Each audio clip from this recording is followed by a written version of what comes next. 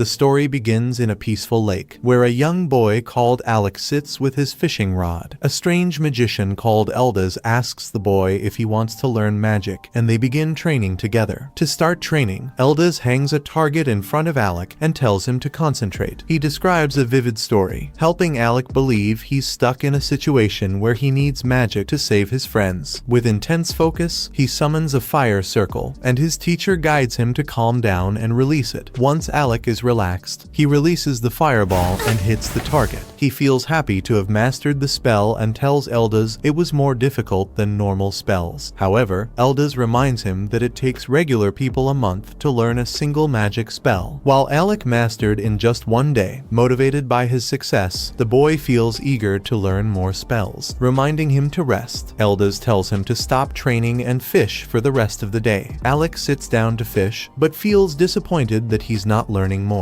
Eldaz tells him not to rush the process, saying that he'll naturally become a top magician because of his incredible talent. Surprised, Alec asks Eldaz if he even needs his teaching, but Eldaz remains silent. Suddenly, a large fish starts struggling on Eldaz's line, and he changes the topic. Amused by Eldaz's incompetence in fishing, Alec helps him catch the fish. Both of them pull hard, and they fall back down from their effort, having reeled in a flopping fish. Seeing the fruit of their effort, both teacher and student start laughing. The next day, Eldaz gives Alec a book to study magical formulas. Alec finds it difficult to understand it, so Eldaz starts teaching him the patterns in the formulae. Spend their days together. They study the intricate formulas until one day it starts snowing. Alec interrupts Eldaz's lesson and hits him with a snowflake, and they start having fun in a snow fight. However, their happiness is short-lived as Eldaz decides to leave for the capital in the summer. Alec feels sad that he won't see him again, and Eldaz warns him to never become a court magician. Feeling confused, Alec asks why he taught magic to him, so Eldaz reveals that he was repaying a kindness from Alec's late mother. After his final words, Eldaz turns around and leaves Alec behind. Many years later, Alec is studying at the Royal Magic Academy. Looking through the student records, he finds out that Eldaz graduated as a top student and became a court magician. However, Eldaz was later banished from the court, so Alec feels furious at the royal court. To repay Eldaz's kindness, he decides to change the court by becoming a court magician himself. Sometime later, Alec is working as a court magician in Crown Prince Regulus's party. After a fierce battle, the prince turns around and fires him from the job. Shocked, Alec asks him why he's kicking him out, and Regulus asks him to state his job duties. Alec says that his job is to help the prince with magic, so Regulus reminds him that he failed this job in their previous battle. Regulus points out that he fights at the front lines as a swordsman, while their mage Lenny unleashes powerful offensive spells, and Ix, the tank, guards them from enemy attacks. However, he thinks that Alec's support and enhancement spells are completely useless for their party. Alec tries to explain why he only uses support spells, but Regulus interrupts him and mocks him for being weak. Lenny also chimes in and taunts Alec for always being passive and trying to avoid dangerous situations. She reveals that she always hated Alec's cowardly attitude and only accepted him because Regulus accepted him to the party. With Regulus's open rejection of Alec, both Lenny and Ix feel free to cast him out as well. Regulus says that he saw potential in Alec since he graduated as a top court magician, but now thinks that he only bought his way to the top. Once again, Alec tries to defend himself, but Regulus notices a dagger on his belt and snatches it away. He scolds Alec for carrying a weapon, saying that he doesn't allow commoners to own them. Alec says that he was only preparing for potential dangers, but Regulus grabs his collar in fury. He thinks that commoners are a bunch of idiots who can't listen to basic orders, and Alec grows quiet. Regulus yanks Alec's magician's robe off, saying that he doesn't deserve the position of court magician. The prince's harsh words send Alec into a silent panic, and his party heads into the dungeon, leaving him behind. Afterward, Alec heads back home to study the dungeon, knowing that the prince lacks the magic strength to face stronger monsters at level 30. Alec takes extra precautions to protect him. He leaves for the capital and asks the royal guards to let him inside, but they refuse, reminding him that he lost his court magician title. As the guards point out that commoners aren't allowed inside, Lenny comes out and starts mocking Alec again, mentioning rumors of Alec entering level 67. She thinks that he just made up some stories to sound powerful. As she heads back in, Alec starts following her her, but the guards block his path. Then, Alec holds out a scroll and begs Lenny to deliver it to the prince. She turns around and takes the scroll, and Alec thinks she'll at least complete this small favor. However, Lenny coldly smirks and rips the scroll apart in front of him. Turning back around to leave, she tells the guards to get rid of him. Afterward, Alec heads back to town, feeling sad that he couldn't change the royal court even after 4 years of struggles. While he's lost in thought, Alec's former party leader called Yorha notices him standing there. He turns around to look at her, and she quickly rushes to hug him. The two of them sit down together, and Alec tells Yorha about everything that happened. Understanding why he's feeling depressed, Yorha feels angry that the Galdana Kingdom's court is so unreasonable. As she complains about their obsession with segregating commoners and nobles, Alec feels worried that someone might hear. However, Yorha points out that they're alone before remembering Alec's suffering. He tells her he'll be fine, and she feels happy that he got kicked out from the prince's party. This confuses Alec, so Yorha reminds him that she made a promise years ago to recruit him back to her party. Saying that she came to the capital just to recruit him, Yorha gets up and asks Alec if he wants to join her party. As he stares in shock, Yorha asks him again, saying she needs his power. Alec is overwhelmed by emotion and reminds her that the court banned him for being useless. However, she simply laughs and says it doesn't matter. She tells Alec that her entire party has been waiting for him to come back. Remembering Alec's potential, she tells him he can become a court magician again if he doesn't want to join her. Tears appear in Alec's eyes, and he gets up to join Yorha's party. She smiles and wishes the best for their future adventures, welcoming Alec back to the ranked party called Lasting Period. As Yorha holds his hands, Alec feels glad to return to his old friends. Afterward, they start heading home together. Sleeping in his carriage, Alec remembers Eldaz's warning to never become a court magician. As he wakes up from the dream, Yorha tells him that there is still some distance from their hometown, Fizzle. Alec nods, but stays awake, which worries Yorha. Alec explains that his situation played out just as Eldaz warned him, before heading back into thought. Meanwhile, in the royal capital, Prince Regulus learns that Alec has left their kingdom. After Lenny tells him that Alec has become an adventurer, Regulus mocks Alec for claiming to be the biggest genius of the Magic Academy, as he thinks that Alec is a coward for running away. Lenny offers him a drink to celebrate their new party member. She thinks that the new member is a great addition because he's a brilliant talent from a noble Duke Fornius's family. Regulus accepts the drink and takes a sip, while Lenny glazes him and acts like they'll conquer the whole dungeon with their strength. As the drunk prince laughs arrogantly, Alec and Yorha finally return to their hometown, Fizzle. Alec feels happy to be surrounded by so many adventurers, and Yorha tells him that they'll explore a dungeon to the city's west. Before heading out, Yorha remembers to get Alec registered at the Adventurers Guild. After they enter the Adventurers Guild, the receptionist informs them that they need a special license to explore dungeons deeper than level 30. She also explains that only the adventurers who've been registered for 2 years can get the license. Yorha feels upset and asks the receptionist why her party member Kraja didn't get the pass for them. The receptionist explains how Kraja threatened the guild to just hand out the pass, leaving Yorha completely embarrassed. Afterward, Yorha sits down to eat with Alec. Upset that Kraja messed up her job, she takes a bite of her sandwich, complaining that they can't wait 2 more years to enter the dungeon's 52nd floor. However, Yorha cheers up after finishing her food and decides to explore easier areas for the time being. Alec feels surprised, but she explains that it'll be a good warm-up for their serious adventures. Cheered up, Yorha gets up and tells Alec to enjoy his time with her in the City of Dungeons. After lunch, they head out to a dungeon where a swarm of monster bugs surrounds them. Yorha casts some defensive magic on Alec, who rushes forward and cuts down the bugs. Yorha feels happy about their teamwork, but points out that this starter dungeon is oddly difficult to clear. As the bugs start multiplying, Alec notes that some accident must have happened in the dungeon's deeper levels. Yorha casts a defensive spell on herself and walks forward, but Alec tells her it's not safe. Feeling confident, she keeps going, saying that Alec has lost his old courage. Yorha reminds him that he'd never back down from any monster and tells him to trust her judgment. Watching the monsters gather and bombard Yorha's shield, Alec feels stuck, but remembers that he's not a court magician trying to help a spoiled prince anymore. Feeling free to help his friend, Alec concentrates and gathers his magic. Yorha notices his focus, and Alec unleashes a powerful fire spell that burns all all the bugs to a crisp. Yorha feels happy that her friend's old spirit returned, but Alec jumps to take out some more bugs behind her. Then, as a full swarm starts surrounding the two of them, Yorha casts a big shield while Alec charges a big spell. The bugs buzz helplessly around them as Alec calls a huge magic circle, unleashing a devastating thunderbolt spell that wipes them all out. Relieved that the fight is over, Alec sighs, and Yorha congratulates him. Suddenly, a giant worm monster pops out from the ground and catches Yorha. With no time to relax, Alec realizes that the worm must be the reason the bugs were so panicked. As Yorha dangles from the monster's teeth, Alec reminds her that she has the strongest support magic in the academy. She smiles, recalling that he has the most powerful offensive spells to help with. With Yorha's support, Alec calls forth a blazing dragon that coils above his wand. He chants a spell called Blazing Tornado and launches it towards the worm. The dragon instantly swallows the worm and burns its entire body to ashes, leaving Yorha safe in her defensive bubble. After landing on the ground, Yorha runs to Alec, who praises her abilities. Yorha tells him that he's the strongest magician in the world, and Alec shyly accepts her praise. She thinks that Alec acts just like old times as she recalls one of their party's previous battles. While Lasting Period was off making records, the Royal Academy was having its graduation ceremony. A girl called Rosa sighed, watching Yorha's team returning from their win. After learning that they had gone down to floor 68, the students around them felt shocked since the previous record was only 37. Yorha's party made their way to Rosa, who gave them their degrees with their rankings. Ornest got 4th position, followed by Kraja on 3rd and Yorha on 2nd, with Alec getting 1st position. After getting his degree, Alec thanked Rosa by calling her Rosa-chan, which made her angry. Ignoring her anger, the rest of the team also started teasing her until she crashed out. Afterward, as they started heading back, Alec stopped behind his team and announced that he would become a court magician. Kraja sighs, knowing that the attractive salary was a tempting offer. Alec awkwardly explained to his friends that even though his father was against his decision, he wanted to support him with the money. Remembering his teacher Elda's, he remained silent before saying that adventuring just wasn't a stable job. Ornest feels regret since they can't make the strongest party with all 4 geniuses, but Kraja starts teasing him for being in 4th place. As Alec smiled at his team's positive response, Yorha tells him to never forget them. She tells him that even if they're going their separate ways, if they succeed in their goal, she'd snatch him away from the royal court. Alec was surprised by her support, and the rest of his teammates agreed with their leader. Before leaving, Yorha told Alec to join their party again someday, which left him speechless. After gathering his emotions, Alec promises to return one day, and his teammates held out their hands to seal the deal. Back in the present, Yorha shares a drink with Alec at his welcome party. Alec notes that she's quite happy, but Yorha's mood changes after she sips the drink. She starts crying about the fire magic he used, saying that he almost turned her into fried chicken with the worm monster. Alec points out that she was fine with her defensive magic, but Yorha refuses to accept it. Then, she starts wobbling in dizziness from the drink, before falling asleep on the table. Seeing her doze off, Alec covers her with a robe. However, a big man behind him thinks that he's too gentle to be an adventurer. Alec looks back at the tough guy, but ignores him and goes back to drinking. Angered by his response, the guy tries to punch Alec, but he easily blocks it with a spell. This time, Alec takes the man seriously, and the man feels satisfied that he got his attention. He wonders why Alec came back to be an adventurer despite being an elite court magician. Then, the man gives Alec an adventurer's card as compensation for punching him, but with one condition: he wants to see what a court magician is capable of. Alec wonders who this troublemaker man is, and the sleepy Yorha mumbles that it's the guild master. Shocked that the brutish guy's real identity, Alec follows him into a training ground. The guild master welcomes both Alec and Yorha, explaining that he uses this ground to assess adventurer parties before promoting their rank. In exchange for the adventurer's card, he tells Alec to prove his magical ability to him. Yorha complains that Alec didn't get any time to rest, but Alec feels confident in completing the test, as he reminds her that they can skip 2 years of waiting by passing this test. Yorha agrees. Once Alec gets in the ground with the guild master, he introduces himself as Leviel, remembering that he once led a powerful party. Alec praises Leviel for his S-ranked magic abilities. With a smug grin, Leviel gets ready, saying it's just past glory. Alec starts the fight by casting a thunderbolt at Leviel,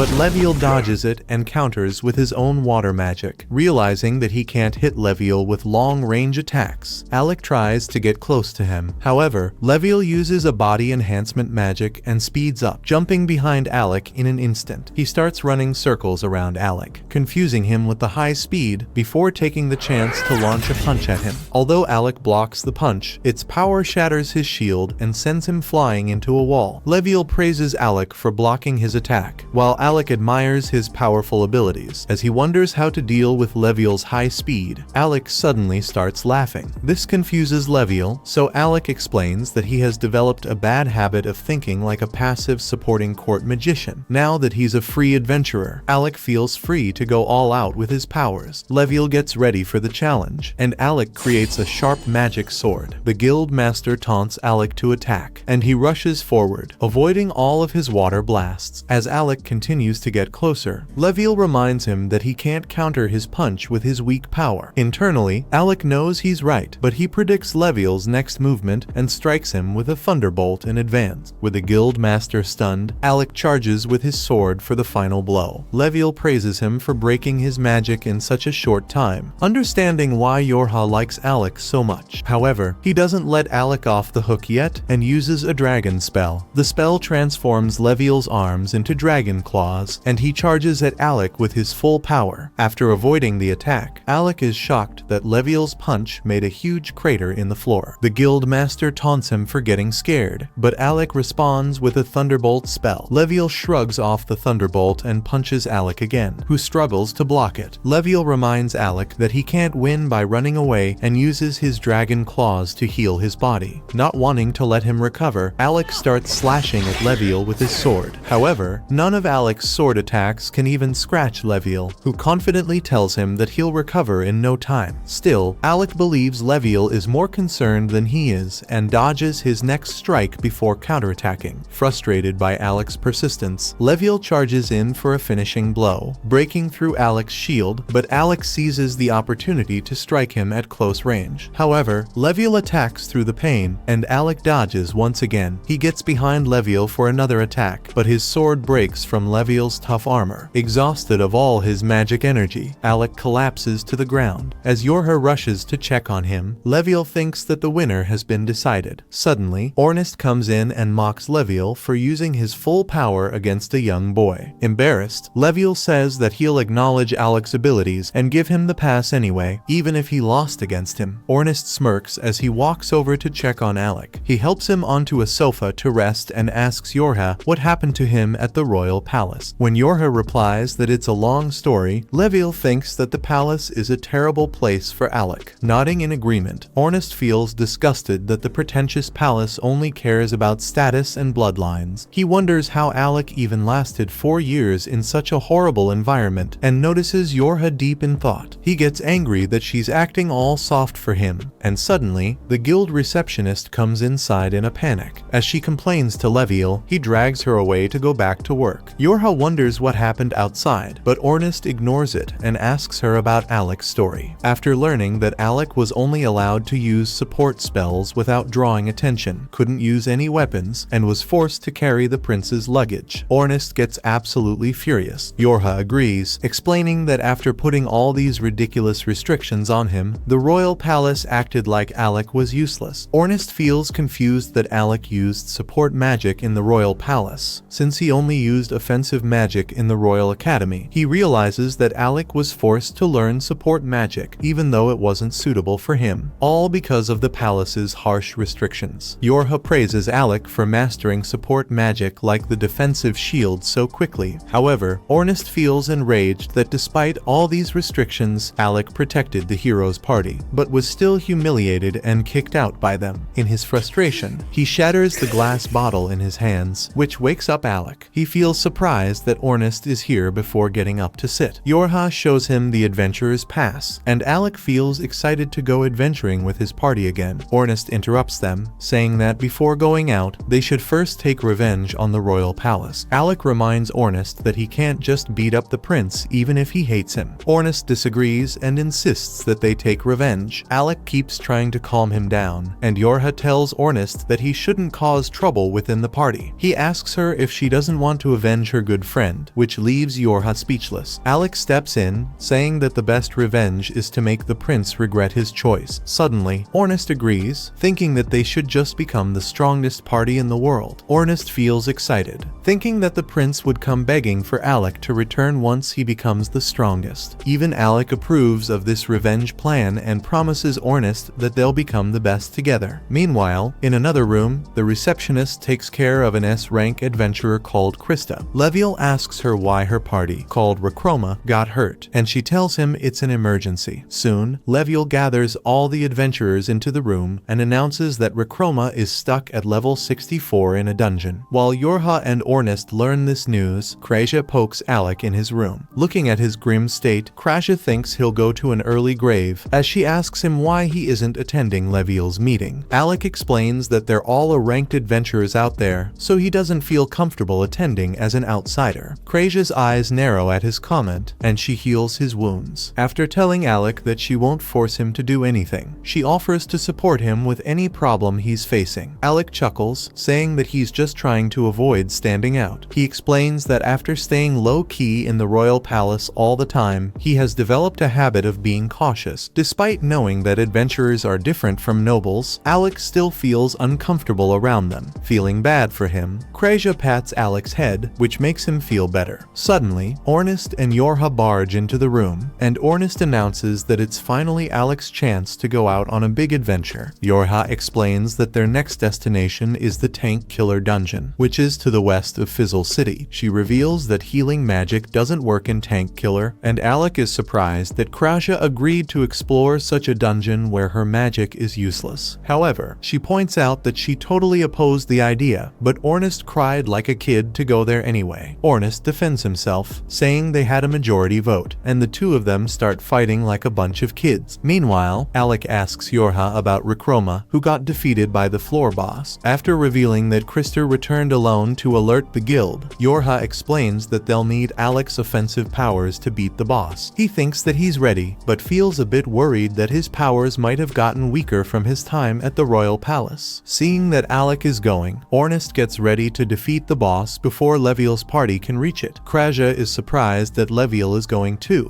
and Yorha responds that they'll be partnering with his team. At this news, Krasia realizes that they're just supporting characters to pad up Leviel's main party. Alec also nods, and Ornest wonders why they're okay with being the side characters. In response, Alec tells him that he's the only unqualified person, but Ornest reminds him that he's their strongest magician. Yorha agrees and informs Alec that Leviel specifically asked him to come, and he finally feels some confidence in his own power. With the support of all his friends, Alec gets ready to join the lasting period party again. Once they're all ready, they head out to the Tank Killer Dungeon. Ornest thinks that this is the beginning of their party's legend, but Yorha says that she just wants to keep exploring with her friends. As Krasia agrees, Alec also laughs at Ornest's hot-headedness. He apologizes to his team for making them wait so long, but Ornest tells him they were happy to wait. Soon, they all prepare to head inside and start their official comeback as the Academy's strongest party. Before entering the dungeon, Ornest points out that if they explore it level by level, it would take forever to reach the 64th floor. Yorha agrees and explains that Krista obtained a magic core from her party when they reached that floor. Krista gave the core to Yorha so their team could take a shortcut straight to the 64th floor and rescue her teammates. Hearing this, Ornest wonders how the guild master will reach that floor without a core of his own, but Yorha explains that his party already has one. Ornest sighs, wondering why Leviel is even calling their team if he's going to finish the job himself, and Krasia points out that they're just side characters to make the guild leader look good. Once they get serious, Yorha reveals that the floor boss is an undead monster. Since Alec has the strongest matchup against undead monsters, Ornest tells him to stand back and preserve his mana until the boss fight. Alec feels worried to let his team handle the dirty work, but Krasia also thinks it's a good idea. She reminds her team that they're about to face a life or death challenge, so they need to be at their best if they want to survive. Excited for the challenge, Ornest stamps his foot, and Yorha activates the core to teleport them all to the dungeon. As they appear at the start of the 64th floor, the group gets surrounded by skeleton soldiers. Pumped up, Ornest charges straight in with his spear and starts destroying the skeleton army. Concerned that he'll tire himself out, Yorha rushes to support support him with magic. Meanwhile, Alec calmly watches Ornest use his ancient artifact, the black spear called Almersteka. Kraja explains that the black spear is very sharp and durable, but its simple qualities perfect for Ornest. Watching Ornest turn the skeletons into bone meal, Alec wonders if he should stay back. Ornest says that he doesn't need help, so Alec nods, but suddenly, he feels a strange aura behind him. He quickly fires a thunderbolt, confusing Kraja. She asks if something happened, but Alec thinks it was just his imagination. However, he realizes that something is actually trying to attack him, so he summons his mana sword to block a sneak attack from an invisible Reaper. Watching him parry the Reaper's blow, Ornest is glad that Alec's power hasn't decreased in the past 4 years. While Alec is annoyed that Ornest is only testing his power against strong enemies, Ornest says that he trusts Alec to defend him against the Grim Reaper. Knowing that his friend trusts him, Alec feels motivated to meet his expectations. With a burst of power, he slashes at the Reaper at an incredible speed, cutting it in half. After defeating the Reaper, Alec asks Yorha if she knew about the dungeon's dangers, and she apologizes for hiding it. Kraja tells him that it's Ornest's fault for bringing them there, so Alec promises to rearrange the meathead's brain after their mission. Ornest laughs, saying that they have to return home alive first. Soon, another wave of skeleton soldiers pours in, and Ornest feels excited for the challenging fight. Yorha reminds him that they're trying to rescue a team instead of conquering the dungeon, but Kraja thinks he's too dumb to understand simple plans. Both Ornest and Alec get ready to charge with their weapons, so Yorha boosts their power with her magic. While Ornest plays whack-a-mole with the skeletons, he notices Yorha panicking with one of them. Luckily, Kraja shoots it down for her, which gives Alec the chance to ready a big attack. After the team stands behind him, Alec charges a magic circle, planning to eliminate all the incoming skeletons. After frying all the skeletons into ashes, he says that the coast is clear. Ornest asks him why he always uses Thunderbolt instead of other spells, but Alec remains silent, thinking about all the times Prince Regulus stopped him from using his abilities, as Alec says that he only uses the spell because it's easy to cast. But Ornest stops him, knowing something is up. He keeps poking Alec to explain, but suddenly, the ground starts shaking. The group realizes that the sound is coming from the floor boss, and Ornest gets ready to charge into the dungeon's depths. With Yorha's help, he speeds into the tunnel, while the rest of the team chases after him. Yorha praises Ornest for being so fast, but Alec thinks that she's even more impressive because she can help them run just as fast as he with her magic. As Yorha gets flustered, they reach the end of the tunnel. Outside, they find Ornest staring at a young mage called Loki running for his life from a giant dragon. Loki keeps crying at Ornest to save him, but he ignores the poor mage, knowing he has the power to survive for so long. As Alec feels confused by his friend's indifference, Ornest explains that Loki is actually Rakroma's support mage, and they're here to rescue him along with the rest of the party. Meanwhile, Loki swears that he'll haunt Ornest as a ghost for ignoring him in danger. Suddenly, Loki trips on the ground, and Alec gets ready to help. However, Kraja tells him that he'll be fine since this is how Loki fights. Suddenly, he grins at the dragon. As the creature steps towards him, it triggers a fire trap that pierces through its body. After seeing his dirty tricks, Alec finally understands why his friends call Loki a jerk. As the dragon roars in pain, Loki starts mocking it, so it responds by charging up a superheat laser. Before he can react, the laser melts through everything in its path. Luckily, Ornest saves Loki before he can be evaporated. Ornest explains that although he knew Loki still had some fight in him, Alec got too worried and ordered him to save him from the beast. As the dragon growls at them, Alec gets ready for a big fight. The dragon attacks with its claws, but Yorha blocks the hit. Alec tries to attack with a thunderbolt, but the dragon actually runs away instead of fighting. He realizes that it's heading straight for Loki and warns Ornest to be careful. With a thunderbolt attack, Alec distracts the dragon, giving Ornest the chance to run back towards his party. As Kraja is shocked by his actions, Ornest throws Loki straight at her. After Kraja catch him, she takes Loki away, while Ornest gets ready to fight without distractions. Yorha reminds him that they're not here for a monster brawl, so he should let Alec finish off the dragon. Alec nods and watches as Kraja takes Loki to a safe distance. Once they're ready, Yorha casts every enhancement spell on Ornest, who leaps into the air and strikes the dragon. He manages to get a few hits, but his spear gets stuck, which gives the dragon the chance to knock him to the ground. As Ornest is defenseless, Yorha quickly runs up to check attack on him. Before she can check, the dragon raises its claw to attack, but Yorha blocks it with a shield. While she struggles to hold on, Loki finally learns that Alec has returned to lasting period, as Alec summons multiple magic circles to surround the dragon. Loki is impressed to see so many at once, realizing that Alec is a genius. However, Kraja tells him that her friend has much more power to offer. In front of Loki's eyes, Alec summons 20 more circles, surpassing the records of magical genius dozens of times. The dragon tries to interrupt Alec's spell by charging towards him, but Ornest finally gets up and stabs its tail to stop it. With this distraction, he jumps away from the dragon, and Alec finally completes his spell. He unleashes a boosted Thunderbolt spell combined into one, which starts frying the dragon alive. However, it manages to escape before it can be burned to a crisp. After escaping, the dragon opens its mouth to attack him, and Ornest tells Kraja to distract it. She immediately launches an arrow rain that stops the dragon in its tracks, while Yorha uses a magic spell to bind the dragon's limbs. Ornest also attacks the dragon with his spear, weakening it for Alec. Alec takes this chance to create 4 new magic circles, which surround the dragon and seal it under high pressure. Even under the seal's pressure, the dragon opens its mouth again to attack, and Alec praises the creature for remaining calm under so much pressure. Alec possesses a spell for a moment like this. It was his master who taught him the technique years ago, and ever since, Alec is the only mage capable of casting it. He waits for the dragon to strike. As it unleashes a magic beam, Alec casts a reflect spell, sending the monster's attack back at full force. Somehow, the dragon still survives its own attack and starts charging another attack. However, Alec uses the 4 seal formations to unleash a scorching inferno that blasts the dragon's body with hot flames. Unfortunately for the dragon, Ornest charges in to split its head and finish it off. Once the dragon is defeated, Alec and Ornest both congratulate each other. Yorha and Kraja also come up, taunting their 4th place teammate for the assist. As the party laughs, Loki approaches them, praising everyone for their abilities. He asks Alec if he's the same royal court magician from Galdana who was rumored to have defeated the Hydra. Loki thinks that Alec is definitely strong enough to beat the Hydra, but Alec reveals that he got fired from the court. This shocks Loki, but Alec says he's doing fine even after losing his job. However, Loki tells him that he's actually feeling bad for the royal palace, which was dumb enough to kick out a genius like him. Then, Loki starts harassing Yorha, saying that Krista will repay her for the help. Yorha notes that he's deflecting his own responsibility on the team leader, which Loki shamelessly ignores. Then, he asks the party for some recovery potions, saying he donated all the potions he had to someone else. After getting serious, he explains that one of his party members is still fighting a floor boss that is even stronger than the dragon they just defeated. Kraja asks if the dragon they just fought was a normal enemy, but Loki explains that this floor actually has multiple bosses. He reveals that he just lured out the dragon because it looked dumber and easier to trick, so his team could fight the other one. Kraja admits that Loki is great at causing trouble everywhere. Despite the insult, Loki shamelessly tries to flirt with her, so Ornest splashes a potion on his face. While the two of them start bickering, Kraja asks Loki what the stronger floor boss is like. He reveals that the other boss is a necromancer wearing metal armor, but the armor seems hollow from the inside. As the party realizes that the armor is the boss's real body, Loki points out that physical attacks can't hurt it. Then, he turns to Alec and gives him an artifact. Alec is confused, so Loki says that he knows about his ability to use weapons. Alec smiles and praises Loki's sharp observation, to which Loki replies that he has to stay alert since he's a support mage. After praising Alec's ability to look weak yet intimidating at the same time, Loki explains that he can't defeat such a powerful boss without the artifact. As the artifact glows, it expands into a magical sword called SC Warts, the Ripper of Heaven. Ornest wonders why he is being so helpful to them, so he reveals that Loki wants Alec to fight only with his physical attacks. The party gets enraged, knowing that the monster can't get hurt by physical attacks. However, Loki grins maliciously, saying that this time he will prove his abilities and help Alec defeat the boss with a devious plan he has in mind. Meanwhile, on the 30th floor of a dungeon, Regulus's party runs from some monsters. Regulus asks Lenny to blast the pests away with her magic, but her wand sputters and fails to work. Frustrated, he wonders why his teammates are so useless and decides to fight the monsters himself. However, he realizes it's pointless when his sword harmlessly carelessly bounces off a monster's tough shell. After getting humbled, Regulus gets lifted like a sack of potatoes as his team escapes the dungeon. While being carried away, the prince wonders why it's so hard to defeat monsters he can normally destroy. Then, he realizes that ever since he fired Alec from his team, their performance has suddenly gotten worse. Instead of giving Alec credit for his good work, the prince blames Alec for cursing their team as revenge. After escaping the dungeon, Regulus gets a mage called Vogan to check for any curses. Once Vogan completes his diagnosis, he tells the prince that he's just imagining things. Regulus still refuses to accept his own failure and blames Alec for everything. Hearing Alec's name, Vogan is surprised and suggests that Regulus can't clear the 30th floor because it disables all support magic. Regulus scoffs, thinking that support magic is for weaklings, and keeps wondering why he's such a failure. Vogan points out that Alec already warned Regulus about the magic restriction on the 30th floor, but the prince keeps ignoring Alec's name. Vogan reminds him to have some respect for Alec, since he's the legendary student that reached the 80th floor, but the prince laughs, dismissing it as a bunch of rumors. Soon, a messenger knocks on the door and tells the prince that the king wants to speak with him immediately regarding Alec. After entering the king's room, Regulus thinks his dad has also figured out Alec, but the king asks him if he knows about Eldas. Seeing his son's confusion, the king explains that a few decades ago, Eldas was banished for daring to warn the king to change how the royal court works. Otherwise, their kingdom would be destroyed by a calamity. The king thinks that Eldas was just insane. Regulus agrees that disrespectful noblemen like him deserve to be exiled. Then, the king reveals that after he banished Eldas from the court, he entered the Royal Academy as a commoner and silenced everyone with his incredible skills. After graduating as the academy's top student, Eldas used another opportunity to become the court magician and return to the king. Remembering Eldas's strange words, the king laughs, saying that he disappeared after that. As the king recalls Eldas's warning that commoners shouldn't be underestimated, he asks Regulus if he knows why he was sent to the dungeon. Regulus thinks that it's just so that he can gain strength and experience, but the king reveals that he was just testing if Eldas's words were true or not. The king thinks that it might be time to change the rules of his kingdom and start employing qualified commoners instead of nitpicking their backgrounds. As the king finishes his statement, Regulus gulps and says that it would tarnish their family's reputation if they relied on commoners. Regulus reminds his father that he's the one who taught him to respect nobility, but the king says that he also trusted Eldas with one decision, saying that Alec is the person who caused him so much pain. Regulus begs his father to reconsider his decision, but suddenly, a servant shows Regulus the remnants of Alec's written report. When Regulus reads the notes, he sees they include a full guide to clearing the 30th floor of the dungeon. The king reveals that the notes are from Alec, and he couldn't have covered all the strategies in such detail without clearing the floor several times. Learning this, Regulus's inflated ego takes a huge hit, and he quietly turns around to leave. As the prince walks away, the king asks Vogan to take care of his son. In the palace halls, Regulus slumps against a wall, wondering why Alec never discussed any strategies before. Remembering that he's the one who kicked out Alec without giving him a chance, the prince finally admits that he's the useless one. Thinking that Alec probably thought he was too stupid to discuss strategies with, he smashes a vase in rage. Then, Regulus asks Vogan for a favor. Meanwhile, back in the dungeon, Alec wonders how Loki's artifact will help him take down the floor boss. As Ornis tells Loki to stop bossing them around, he points out that Alec can use his magic at the right time. Yorha realizes that Loki is trying to fool the floor boss into thinking that Alec is a swordsman to strike him at a weak spot. Krasha thinks that they'll just waste their time trying to trick a brainless monster, but Loki reveals that this boss is intelligent. As he tells the team that the boss monster can use advanced sword techniques, they all fall speechless, seeing everyone so uneasy. Loki tells Alec to use his sword for most of the battle, but finish the fight with magic. After Alec accepts his plan, Loki turns to Krasha for some help. She isn't interested, but Loki tells her that he needs her mana to teleport anyway, knowing that teleport magic is a national secret. Krasha is shocked, while Yorha covers her ears to avoid getting involved. Loki laughs, saying that it doesn't matter since there aren't any spies in the dungeon. Anyway, as the careless mage keeps laughing, Alec tells Yorha that if anyone questions them, they'll just blame everything on Loki. As Loki draws the teleportation circle on the ground, Alec wonders asks if they can trust him. Yorha tells him that while Loki isn't honest about everything, he's still a trustworthy guy. She reveals that 2 years ago, Loki was in charge of a search team looking for the Arcana dungeon, and they returned without any casualties. As Alec feels impressed, Yorha reminds him that Loki's party leader is also a reliable adventurer. With her words, Alec decides to trust him and calls out to Ornest, reminding him that he rarely gets a chance to use swords. He tells Ornest to play like old times. While they bicker in the background, Loki is genuinely surprised that the team is getting along so well after 4 years of being separated. Kreja reminds him that old friendships don't fade away so easily and points out that his own team trusts him enough to handle the dungeon boss by himself. Suddenly, Loki shifts the serious topic and starts teasing Kreja, who quickly covers his big mouth. Soon, the teleportation portal is ready and everyone waits for it to activate. Loki explains that the teleportation magic can only take them to specific spots marked on the map. He warns the group to remain alert since they could face the final boss at any time after teleporting. Finally,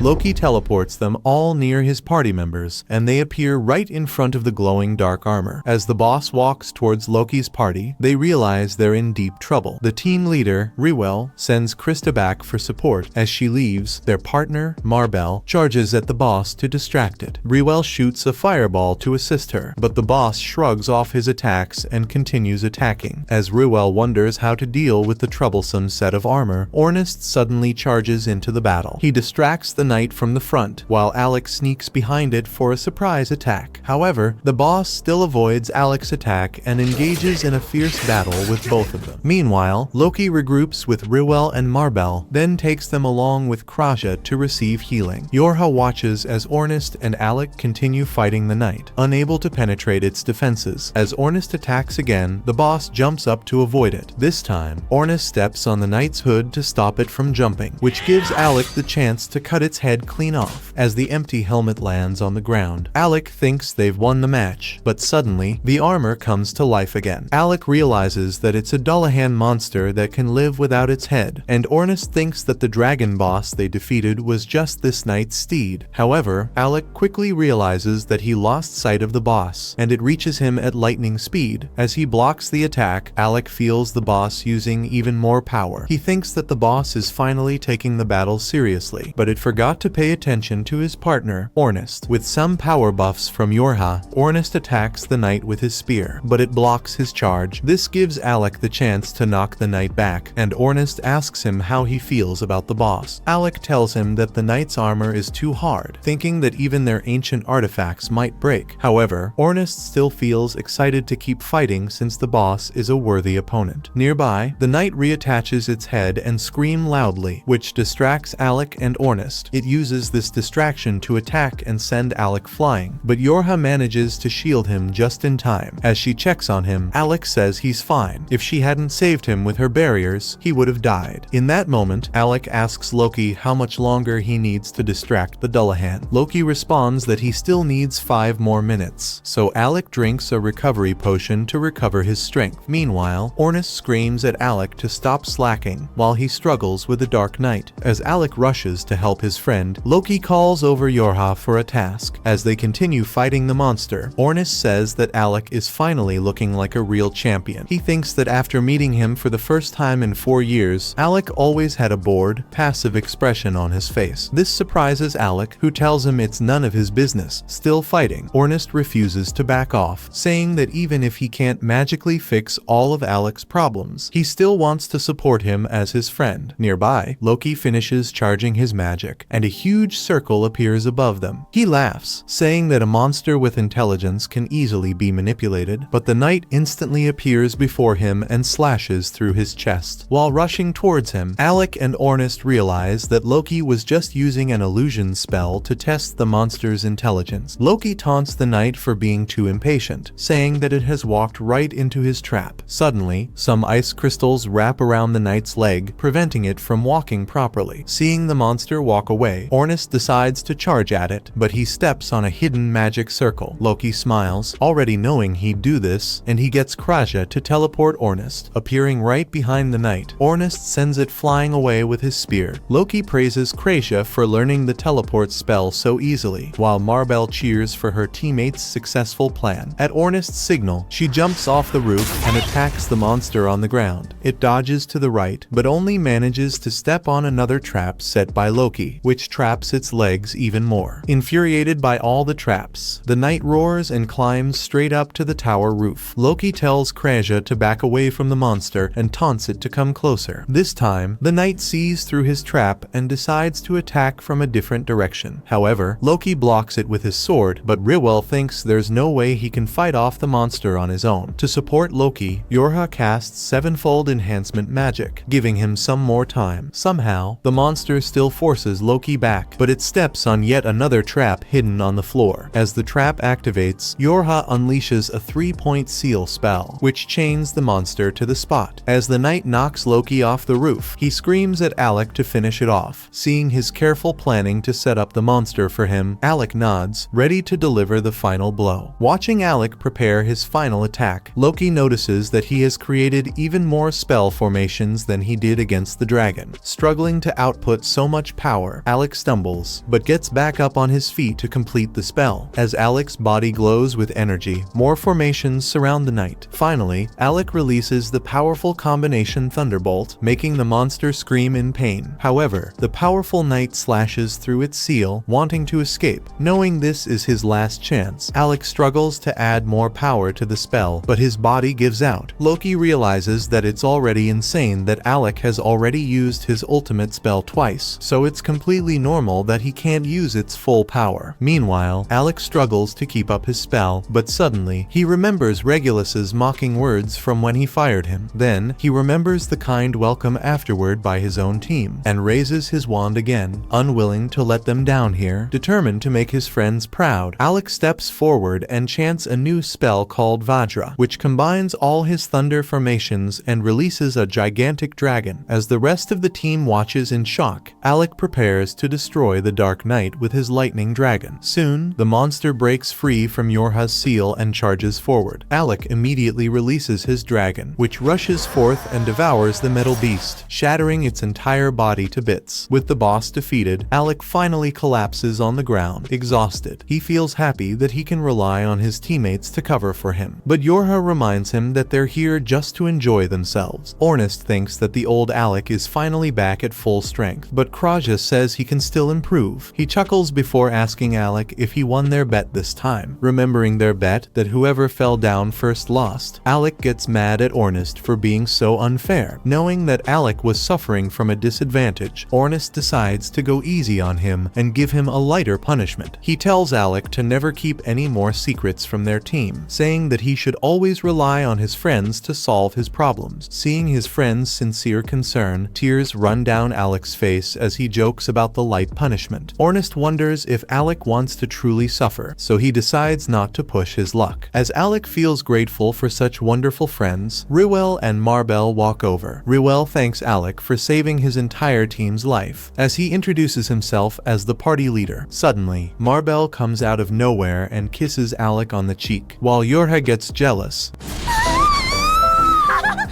Marbell thanks him for the help and invites him to explore dungeons with her party. Yorha reminds her that Alec belongs to her team, while Loki praises his incredible performance. As Loki thanks the team for saving his life, Ornest and Kraja start bullying him to give them something in return. Feeling pressured, he finally agrees, wondering why the two of them partner together to bully him. Then, Loki turns around, thinking that the party wants him to give a letter of recommendation for them. Alec wonders what the letter would do, so Rywell explains that in order to be promoted to S rank, all ranked parties need a letter of recommendation and approval from the guild master. He reassures Alec that he'll write the letter of recommendation himself, and Ornest thinks it's a good idea to send Rywell instead of Loki. Feeling attacked, Loki asks if everyone hates him so much, and literally every single person nods, laughing at his misery. Once their discussion is done, Alec heads over to where he defeated the knight and picks up its monster core. With the core collected, Reuel's party says goodbye and leaves the dungeon. They praise Lasting Period for their amazing abilities, and they all grin, celebrating a job well done. Afterward, the party returns to the guild, where Alec gets his reward from the guild attendant. She sends him off after praising his performance, and Alec runs into the guild master, who tells him he's got a visitor from Galdana. As Alec meets this visitor, he finds out that it's Vogan. Vogan asks him if he wanted the prince to die by hiding his abilities from him. However, Alec reminds him that the spoiled little prince wouldn't listen to him anyway, which silences Vogan. Then Alec asks if the prince has a new court magician. He laughs and explains that the spoiled brat was humbled on the dungeon's 30th floor. Vogan says that he was hired to teach the prince and be his bodyguard, but he got tired of his attitude. Realizing that he's the prince's bodyguard, Alec figures that Regulus must also be in the guild. He asks Vogan where the prince is right now, so he explains that he's in the guild's arena to avoid him. Alec asks him to lead him there, since he has some stuff to settle with Regulus. As the two of them walk downstairs to the underground arena, Vogan wonders why the prince is so rigid about his views on nobility. Alec thinks that it's only normal for nobles to act like a bunch of snobs, and Vogan sighs, frustrated. This surprises Alec, who points out that he's a noble himself. However, Vogan says that he doesn't care about meaningless statuses, and he hates the way Regulus thinks. Soon, they enter the arena, where Alec finds the prince standing in a cloud of dust. As Regulus turns around, he glares at Alec and reveals what the king told him. Alec is surprised that the strict king actually wants to change his court, but Regulus tells him he'll only accept the change because his father ordered him. He points an accusing finger at Alec, crying that lowly commoners don't deserve to work with holy nobles like him. Frustrated that he grew up his entire life thinking he was better than everyone else, Regulus starts screaming and grabs Alec's collar. As the prince sheds tears, overwhelmed by emotion, Alec admits that he can't understand his feelings. However, he tells the spoiled brat that it's his fault for never listening to him. Regulus gets angry, but Alec shakes him off, saying that if he had listened to him, he wouldn't have gotten humiliated in the dungeon. Despite being in the wrong, Regulus's ego blinds him, and he refuses to listen. He places a hand on his chest, which starts glowing, and summons his weapons to challenge Alec. Regulus tells Vogan that he doesn't think the king is right, and Vogan nods as he listens. The prince tells him to make the king change his decision if he can defeat Alec and prove the superiority of nobles. After his announcement, Regulus charges at Alec, who blocks his attacks. Alec feels surprised that Regulus switched to twin swords, and the prince tells him it's just an ancient artifact. He reminds Alec that he himself told him to stop using a heavier sword. Alec told Regulus to switch to smaller twin swords, since they would be easier to wield with his younger body. Even after taking his advice, the prince collapses to the ground as Alec dodges his attack. Watching the prince's sudden passion, Alec asks Vogan if he encouraged him to do this. The bodyguard calmly tells Alec that he wanted Regulus to confirm a commoner's ability with his own eyes, since he was too stubborn to acknowledge them. As the prince struggles to get up, Vogan tells him to prove his bluster about nobles with his actions. Angered by his taunt, Regulus tries to attack again, but Alec blocks it once more. While the prince desperately slashes at Alec, Vogan reveals that he told the prince he'd earn his respect if he took action, even if he couldn't prove himself. Then, Regulus charges a special attack to break through Alec's defenses, but he still deflects the attack. Exhausted, Regulus realizes that Alec is enhancing his own abilities through support magic. He remembers that while exploring the dungeons with Alec, he never used to get tired because his support magic protected him during his reckless actions. In response, Alec says that he was simply doing his duty, but Regulus reveals that when he went to the dungeon after kicking him out, he got his butt kicked every time. Frustrated by his repeated losses, Regulus finally read through Alec's notes. Even though it hurt his very bloated ego, Regulus admits that his notes were perfect and thorough. It left Regulus completely frustrated that Alec could even predict what he'd do in dangerous situations, so he thought that he was a complete genius. Unfortunately, despite recognizing Alec's ability, Regulus says that he wants to take him down. He challenges Alec to take him seriously, so the magician finally summons his sword. This time, he gets serious and reminds the prince that he can absolutely crush him. Before making a move, Alec asks the prince if the king truly thinks their kingdom needs to change. The prince reveals that the king is testing the abilities of nobles and commoners, so he made him explore the dungeon for an experiment. Regulus feels humiliated that he was just a testing project project for his father. And Alec finally realizes why the king was so nice to him all those years. The prince wonders if he's satisfied, but Alec tells him that he previously used to think he wasted all those years in the palace. However, if the king changed his mind, it means that his efforts and Eldaz's struggles all those years ago weren't meaningless. As Alec announces his happiness, Regulus is shocked. Then, Alec finally grips his sword, ready to finish the duel. Suddenly, he appears before Regulus in a flash and raises his sword. As the spoiled prince flinches in terror, Alec knocks out his swords in front of Vogan. Once the dust is clear, Regulus is left staring at Alec from the ground. He angrily asks Alec why he didn't hit him, wondering if he spared him out of pity. Regulus tells Alec why he isn't angrier at him, recalling all the times he humiliated him for no reason. As the prince goes on his tangent, Alec stares silently, while Regulus breaks into tears. The young prince loses all hope, thinking his previous ideals and dreams have become completely meaningless. The prince wonders what to do next, since he doesn't know what's right anymore. He thinks that perhaps if he died, his dad would reconsider his decision in grief. However, with Alec looking at him in pity, Regulus thinks that there's no way out for him. In his desperation, Regulus asks Alec what he should do next, which makes him laugh. Alec apologizes for laughing, but says that he never expected the prince to suddenly ask him for life advice. He explains that at first, he also wanted to beat up Regulus and take revenge for all the suffering he put him through. However, with the prince crying and begging him for help, he can't help but laugh at the absurdity. Then, to answer Regulus, Alec says that he doesn't know, since he is always relying on others because of how unpredictable life can be. Alec says that even he struggles to answer what he should do next. However, he tells the prince that he shouldn't ask others for advice and should make his own decisions about what to do. Hearing his advice, Regulus calms down and realizes he should answer his own questions. Then, he asks Vogan for an item, so he hands over the court magician's robe to the prince. Regulus offers the robe to Alec, saying he took it away from him unfairly. In that moment, Vogan also shows him a letter from the royal palace, and Alec asks if it's a royal order. Vogan says that it's actually a request from the king, so Alec refuses to take the robe. He tells the prince that he doesn't want to leave his friends and won't ever become a court magician again. Alec tells him to give the king his warmest regards. The prince throws the robe at him, giving up on Alec. Regulus turns around to leave, saying that he's a total loser for refusing the king's kindness. Alec smirks, saying that he's already a useless commoner, so he can't be missing out much. Finally, Regulus says that he hates Alec, and Alec replies that he feels the same way. Hearing him agree, Regulus leaves, this time with a smile on his face. Vogan turns around to follow his young lord, while Alec laughs, finally feeling free of a mental burden. Sometime later, the team is relaxing in their room when Alec asks if everyone is free. Ornest, Krasia, and Yorha say they have time, so he asks them if they can show him around the city. At the mention of sightseeing, Ornest suddenly gets a stomachache, while Krasia remembers she's got something to do. Alec gets upset, knowing they're clearly making an excuse to go out with him. However, they ignore him and leave anyway, and Yorha gets embarrassed because they're clearly trying to give her some alone time with Alec. Alec asks Yorha to go out with him alone, since he just wants to explore. She gets flustered by his offer, but agrees to show him around. First, Yorha takes Alec to the Adventurer's Street, where they explore all kinds of stalls selling useful equipment and items, as she warns Alec not to get swindled by fake goods. A shopkeeper offers her a strange pill to boost her fighting power for 10 whole days. Despite her clever advice earlier, Yorha falls for his obvious scam like a toddler getting tricked by candy. As she's about to buy the pill, Alec stops her and pulls her away from the scammer's shop. He tells her to just send Ornest and Krasia shopping for any items she needs, so Yorha recalls the last time she sent those two idiots to the market. Instead of the items she requested, they ended up buying a bunch of useless merchandise with her precious money. Alec sighs, realizing he's dealing with the world's smartest toddlers in his party. Then, he notices Yorha holding a bag and offers to buy the supplies himself. After Yorha thanks him for the help, they enter a cozy cafe to relax for a bit. As they sit down, Alec asks Yorha why Ornset and Krasia hate Loki so much. She smiles awkwardly and explains that they had a squabble before Ornest got his ancient artifact. Yorha asks Alec if he remembers Ornest's reckless fighting style, and he nods. She explains that although he he's wild on the battlefield, Ornest has always had a habit of carefully maintaining and cleaning his weapon off the field. As it turns out, Lasting Period was exploring a dungeon 2 years ago when they encountered an ranked party in trouble. Luckily, Loki and Riwell also came to help, so they were able to fight against the dangerous boss. However, Ornest got injured while protecting the weaker team members from the floor boss, and he tried to hide his injury as they continued fighting. After the boss was defeated, he tried to walk back home with his injury, but collapsed on the way back. Loki and Riwell helped drag Ornest along, but as Loki held Ornest's spear, he thought it was broken from all the fighting. Thinking the weapon was useless, Loki threw it away, which made Ornest furious when he woke up. Yorha believes things still would have been fine, since Loki genuinely got rid of a weapon he assumed was broken. However, he told Ornest that he cared too much about a disposable item, which completely enraged him. She explains that ever since that incident, Ornest and Loki have always been at odds with each other. Alec finally understands why Ornest hates Loki so much, but wonders why Krasha dislikes him as well. So, Yorha tells him that Krasha just thinks he's annoying, and they both laugh at their petty friends. After having coffee, the two of them go back out to explore the market. Soon, Yorha spots a rare elf bracelet, which increases a person's magic power. Although she really wants the accessory, it's too expensive for her. Alec offers to pay for it, and she's surprised that he'd spend so much on her. He tells her that since she's the team leader, it will help everyone if she gets stronger. Seeing his support, Yorha accepts the gift with a big smile. For the rest of the day, they continue exploring the city and its different attractions. Later, in the evening, they look out at the beautiful sunset together. Yorha wonders if Alec likes Fizzle City, and he nods, saying it's much more lively than Galdana. Hearing about the Imperial City, Yorha grows serious and asks Alec if he can answer her question again. This confuses him, so she reveals that ever since she asked him to rejoin their party, she felt guilty thinking that she stole his job away as the court magician. Yorha wonders if he is happy to be with their party, or if he feels forced to tag along with them. He says that although he has some unfinished business in Galdana, his goals have changed to help his party become the strongest in the world. Hearing this, Yorha tears up and tells him she'll never allow him to quit again. Alec smiles, but she teases that she'll send Ornest after him if he disobeys. As they both cheer up, Yorha feels happy that Alec told her about his inner feelings. However, he suddenly becomes serious and tells Yorha he wants to hear her true feelings as well. She's shocked and instantly assumes he's confessing his love to her. But Alec then explains that Ornest pressured him to talk about his worries with the team, which is why he opened up to her. Realizing she just got tricked, Yorha blushes like crazy, and Alec wonders why she's so embarrassed. The next day, Alec is peacefully sleeping in his bed when Ornest yanks his sheets off. Noticing a book beside him, Ornest wonders if Alec stayed up all night reading. He nods, saying that it's important to stay up to date, but Ornest tells him to fix his sleep schedule. Then, he tosses Alec's clothes in his face and tells him to get ready for the day. Finally feeling refreshed, Alec asks Ornest if they should do their usual routine, and Ornest excitedly agrees. After getting dressed, both boys go outside to spar with their swords. Watching them fight, Yorha wonders why they never take any time off to relax. She warns the boys to take it easy, but they ignore her and keep going full throttle. Alec points out that he missed out on 4 valuable years of fighting, so he needs to bridge the experience gap between him and his teammates. Suddenly, Ornest knocks his sword away and raises his own blade to finish him off. Alec manages to counter the attack, but his sword breaks in the process. Ornest reluctantly admits that even though Alec lacks experience, his reflexes are insane. Alec then points out that Ornest was also able to block all of his attacks. When Alec says he planned to beat him in their match, Ornest laughs and tells him there's no way he could ever defeat him. Then, he pulls out his spear and tells Alec to use his artifact sword for a real battle. Thankfully, Yorha stops the boys before they injure themselves in the stupid practice match. Suddenly, Loki shows up and mocks the team for training so hard, then offers some of his own expert advice. Naturally, they all ignore him and leave to explore the dungeon. Loki smiles and tells them they should treat him better since he just got them promoted to S rank. This shocks everyone, and Yorha quickly tries to get the promotion certificate from him. However, Loki keeps it out of her reach, saying that he'll only give it to her if Ornest apologizes to him. As Loki starts laughing at Ornest's misery, Krista bonks him on the head for his childish attitude. Then, she gives Yorha the letter herself, and Riwell congratulates night's lasting period for achieving the S rank status. After taking the letter, Yorha jumps in joy, feeling like she's taken a step closer to achieving her dream. Then, Krista reminds Alec that after reaching the S rank, he's now qualified to explore the legendary Arcana dungeon. Alec wonders why it's so special, so Riwell explains that the Arcana dungeon is even harder than the level 64 they experienced last time. Alec is surprised to learn this, so Riwell offers to give him tips on exploring the new dungeon. Krista explains that they're still indebted to his team for saving their lives, so they're willing to help him anytime he needs it. Suddenly, Loki barges into the conversation and tries to flirt with Yorha and Kreja. However, they just pretend like he offered to treat them all to a feast for their promotion, and the boys get excited to eat. Feeling nervous, Loki tries to act like he has to cancel the plan for an urgent team meeting. Unfortunately for him, Krista just exposes him and tells everyone they've got no meetings, so Loki is dragged away to pay for their meals. A short while later, they all settle down in the restaurant, and Riwell starts their celebration with a cheer. While eating, Alec still feels disbelief that he's in an S-ranked party. Ornis notices him mumbling and wonders if Alec thinks he doesn't deserve the rank without earning it. He gets angry and tells Alec to stop feeling like an imposter, but Alec reassures him that he's not thinking that way. Then, Ornis declares that the promotion is just the start of their journey to become the world's strongest and warns Alec that he'll beat him up if he tries to act like a sore thumb now. With his passionate declaration, everyone gets even more fired up. As they start ordering more food, Loki screams that his credit card is showing negative numbers. Later that night, Yorha gets tired from all the celebrating. Kreja believes Alec is the reason she's been so happy. Suddenly, the guild receptionist comes out and tells Kreja she's got a patient who needs urgent help. Kreja follows her inside and heals the patient, and the receptionist thanks her for the help. Noticing many other injured adventurers in the room, Kreja wonders how so many people got hurt. The receptionist explains that recently, a criminal group called the Shadow Guild has been targeting adventurers. Just then, Leviel enters the room with another group of injured adventurers and brings Kreja along, explaining that this girl is Olivia from Nameless. He leaves her to handle the situation, and Kreja begins checking Olivia's wounds.